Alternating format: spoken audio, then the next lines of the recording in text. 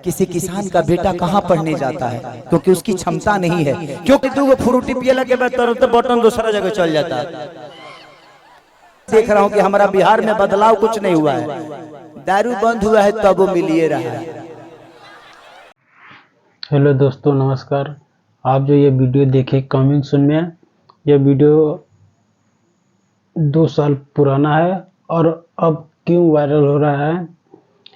ये वीडियो उस समय का है जब बिहार में नीतीश कुमार और बीजेपी का गठबंधन का सरकार था।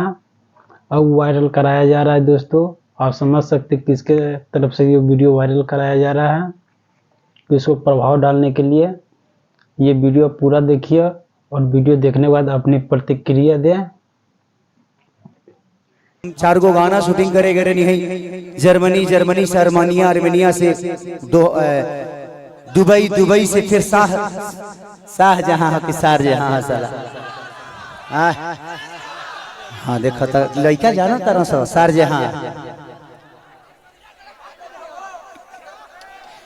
लेकिन आप लोगों का प्यार इतना मजा आया, मुझे लगता है कि जी जमीन तो बहुत बा, शायद सरकार की नजर अगर ये जमीन पर पड़ गई, शायद सरकारी जमीन हुई। हमके लागत है जे कम से कम यह नहीं हुई तो 2000 बीघा जमीन हुई, बहुत से ऊपर बना। अगर ये जी फिल्म सिटी के निर्माण हो जाओ तो हमके लागत है कि पूरा बिहार में समा जाए।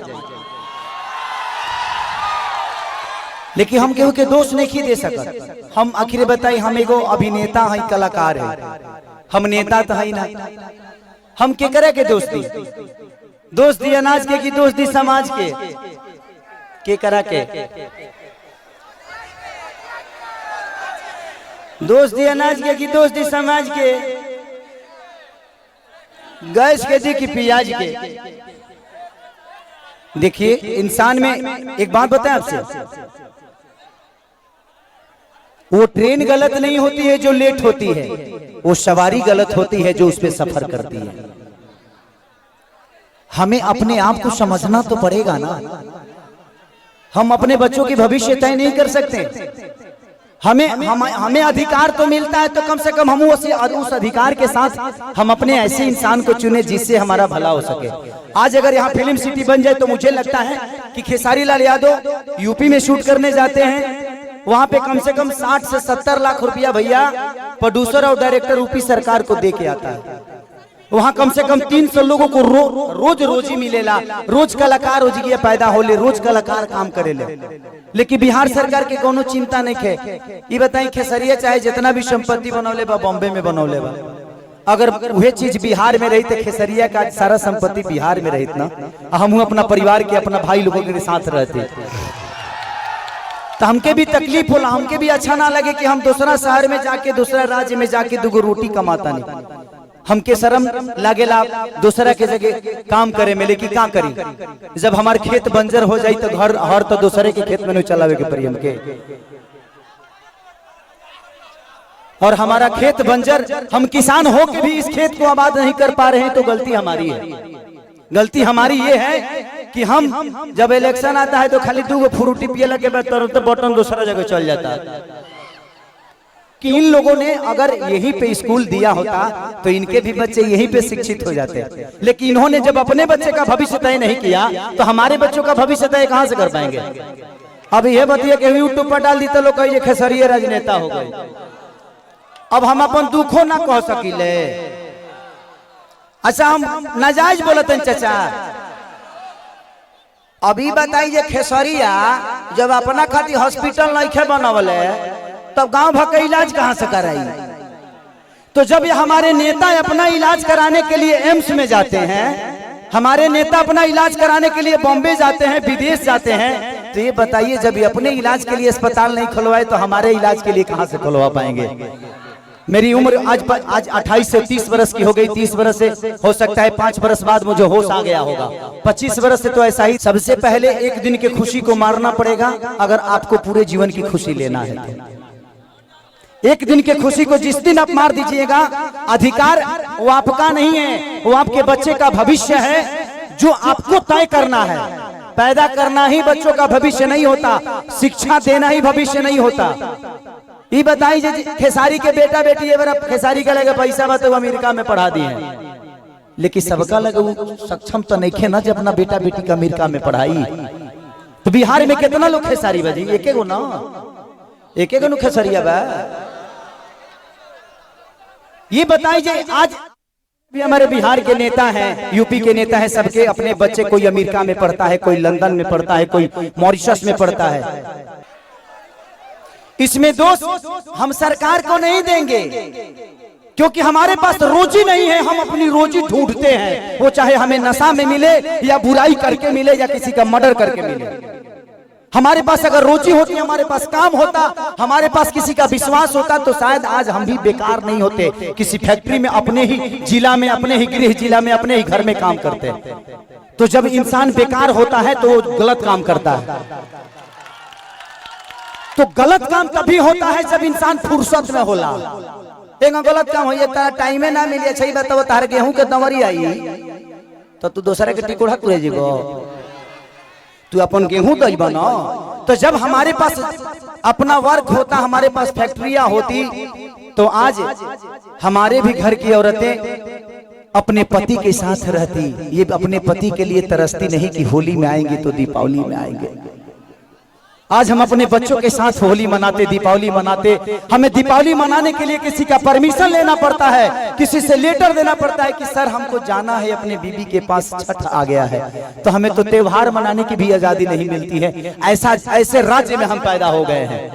हमें ऐसे राज्य से नफरत नहीं है, लेकिन यहाँ के सिस्टम से मुझे नफरत है कि यहाँ के सिस्टम हमें कहीं का नहीं छोड़ा, कहीं ले ही नहीं गया। इनका एक ही काम है कि जब बाढ़ आई ना, इलेक्शन के बाद हमें इलो रोज मिली। अगर इलेक्शन बा जहाँ बाढ़ आई कि चिवड़ा खात खात पेट मॉल हो जाए, खूब खाए बरवा चिवड़ा। लेकिन यही इलेक्शन बीतते ही एक भी आदमी, हाँ, जो आपके दर्दों को समझता है। मैं किसी राजनेता पे उंगली नहीं उठा रहा हूँ, मैं सिस्टम पे बात कर रहा हूँ।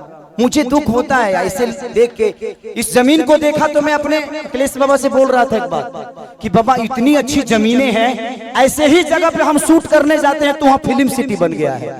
यही जंगल मुझे मिलती है मैं जब शूटिंग करने जाता हूँ, तो इससे कुछ वीआईपी नहीं मिलता है, लेकिन हमें वहां मिलता है क्योंकि वहां के सिस्टम ने उस जगह को बनाया है। व्यवस्था तो हमनी के बनावे के परी। साल अच्छा 5 साल में एक बार मौका मिला, वो करो में हमनी के फ्रूटी बाग आ जाइले से, तो कहां से व्यवस्था के दे दी?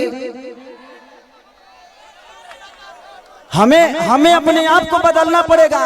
आपको बदलने के लिए आपको अपने आप को बदलना पड़ेगा, तब सिस्टम बदलेगा। क्योंकि सिस्टम चलाने वाले आप हैं, आप उनको अधिकार देते हैं सिस्टम चलाने के लिए। तारा पैसा से फॉर्च्यूनर पर खेसारी लाल चढ़ेले। खेसारी के कल से सुनल बंद कर देवे। खेसारी के औकात नजर आ जाए कि खेसारी तू कितना बड़ा स्टार हुआ। मैं अपनी बातें कर रहा हूं। तो जब खेसारी लाल यादव की औकात आपके हाथों में है, मेरा भविष्य आपने तय किया है। एक दूध बेचने वाले बेटा, एक लिट्टी बेचने वाले बेटा स्टार आपने बनाया ना। मेरे पिताजी कभी मेरा सिनेमा नहीं देखते हैं, लेकिन आप लोग अपने बेटा के लिए अपना हाथ तक फाड़ लेते हो। तो मेरे बाप से बढ़ के आप सब होते हो, इसीलिए मैं हमेशा आप सबसे प्यार करता हूं। मैंने अपनी जगह पहचानी। रास्ते खत्म नहीं होते हैं, जहां खत्म होते हैं वहीं से एक दूसरा रास्ता बनता है। वो आपको चुनना है कि आप जाना कहां चाहते हो। एक पत्थर भी विश्वास क्यों जगा देता है? हम राम को क्यों पूछते हैं यार? पूछने का कारण है कि राम ने कर्तव्य किया है, और हम पत्थर में भी भगवान ढूंढ लेते हैं। और हम इंसान होकर एक इंसान को नहीं बदल सकते? क्या हम अपने बच्चों का भविष्य तय नहीं कर सकते? पत्थर में विश्वास ढूंढ लेते हैं, लेकिन हम किसी नेता में अपना भविष्य नहीं ढूंढ पाते हैं, क्योंकि हम फ्रूटी पे बिकते हैं। हमें फ्रूटी छोड़ना होगा। 5 साल बाद मौका होता, ऐसा काम कर दो कि आदमी लोग बन जाओ। अपने आप समझ में आ जाए कि नेतागिरी का होला। हर आदमी के लिए बात करता हूं। मैं देखा तो मुझे दुख हुआ कि इतने सारे जमीन के बावजूद मैं किसी सरकार पे उंगली नहीं उठा रहा हूं, लेकिन मैं बातें बोलता हूं कि अगर मेरी बातें यूट्यूब के माध्यम से कहीं ना कहीं तो चलिए जाए, हम जाना था नहीं। लेकिन मैं यही कहना चाहता हूं सरकार से कि यहाँ 5000 एकड़ जमीन है, 100 एकड़ में एक फिल्म सिटी बना दो यार, कि मैं अपने भाइयों के साथ यहाँ शूटिंग करने आऊं। अगर मुझे लगता है ना, अगर यहाँ पे फिल्म सिटी 100 एकड़ में बन गया तो बिहार की सबसे खूबसूरत ये जगह होगी। ये मेरा दावा है, ये मैं जानता हूं। और पूरी दुनिया यहाँ पे आएगी शूटिंग करने, चाहे वो सलमान खान हो, अमिताभ बच्चन हो या अक्षय कुमार हो। खेसरिया के तक घर है तो झड़ो फिरे खाती चल रही। हमार तो बतिया हटा दे, हम तो घर के बेटा हैं, ये जमीन के उपजल एगो अनाज है। लेकिन दुख होता है, हमके बड़ा दुख लगल है, ऐसा नहीं हटा। ये जगह देख के दुख ना लगल है। इतना सुंदर जगह बाने ओकरा बावजूदो हमनी के अपना जमीन पर फसल नहीं किस उगा पावत। ई हमनी के ब्रह्मणा बा, जे हमनी के कितना तकलीफ में बानी जा। अरे आप पिता हैं, क्या कहूं? अरे वो तो बहुत दूर की बात कह दीजिए। मुंह हम लोगों को चलने के लिए रोड नहीं मिल रहा है। देखिए यहाँ से वहाँ से एक बार एग्रीमेंट भी हुआ था, सरकार बनने नहीं दे रही है। हम लोग क्या करें, अब कोई रास्ता नहीं मिल रहा है। तिल्हार से यहाँ आने जाने के लिए सेमरा तक रोड हुआ था, सरकार वन विभाग करने नहीं दे रहा है। ये तो बड़ी बात कह दी, 500 बीघा काम करने के लिए। एगो बात बताई, हम बहुत गरीब परिवार के बेटे लगे 50-100 करोड़ 200 करोड़ रुपया नहीं थे। लेकिन भगवान अगर हमके बहुत बड़ा जहिया बना दी है ना, हम वादा करत नहीं। हम ऐसे वादा करके देखिए, हम नेता ना है, हमके वोट नहीं खेले के, और वो लोग आशीर्वाद देवे दिले हमारे खातिर बहुत बा। हम वादा करत नहीं कि भगवान अगर हमके बहुत बड़ा आदमी बना दे ना, तो हम अपना पैसा से फिल्म सिटी बनाए भेजी गया, जमीन लोग दे। इसलिए इतना नीमन जगह हम साउथ में, अभी साउथ के सिनेमा करके नहीं है, इतना नीमन जगह हमके साउथ में ना मिला। हम अपना जीवन में पहली बार जगह पाइल बनी, इस जगह पे आया, इस जगह पे आके ऐसा